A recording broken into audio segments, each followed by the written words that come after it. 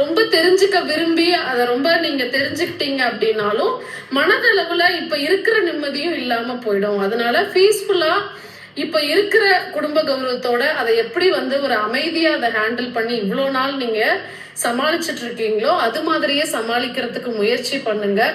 அது மட்டும் இல்லாம அரசியல் ரீதியாவும் அவளுக்கு வாய்ப்பு வருது. அந்த அரசியல் வாய்ப்புகளை அவளுக்கு நான் கொடுக்கலாமா அப்படின்னு சொல்லியும் ஒரு கேள்வி கேட்டாரு. அடுத்தது அரசியல்ல அவளுக்கு வாய்ப்பு வருது, அவளை அரசியல்ல ஈடுபட வைக்கலாமா அப்படின்னு கேட்டாரு.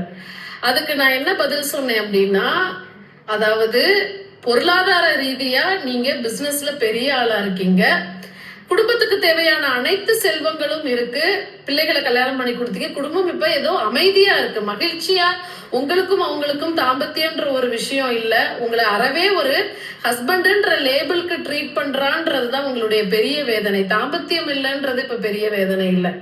அப்படிலாம் இருக்கிற பட்சத்துல இப்ப நீங்க அடுத்த கட்டமான ஒரு அரசியல்ன்ற அளவுக்கு அவங்களை உயர்த்திட்டீங்க அப்படின்னா இப்ப இருக்கக்கூடிய கொஞ்ச நஞ்ச நிம்மதி கூட உங்களுக்கு போயிடும்.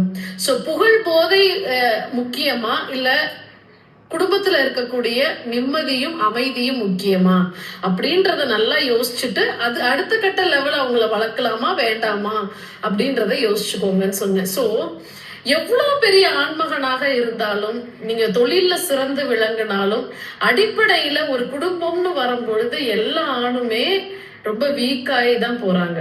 மனதளவுல ரொம்ப சென்சிட்டிவா இருக்காங்க. தன்னுடைய மனைவி தன்னை எப்படி நடத்துறா, எல்லா ஆணுமே எதிர்பார்க்கறது தன்னுடைய மனைவி எந்த உயரத்துக்கு போனாலும் அதை விட்டு கொடுக்க தயாரா இருக்காங்க. ஆனா நீ எந்த உயரத்துக்கு போனாலும் என்ன கணவனாவே நடத்து அப்படின்றதுதான் அவங்களுடைய கைண்ட் ரெக்வஸ்ட். அவருடைய இந்த வயதுல ஒரு கல்யாண நாளில தன்னை ஒரு நல்ல விதமா நடத்தி இருந்தா அவருக்கு அதை விட இந்த வாழ்க்கையில என்ன வேணும்?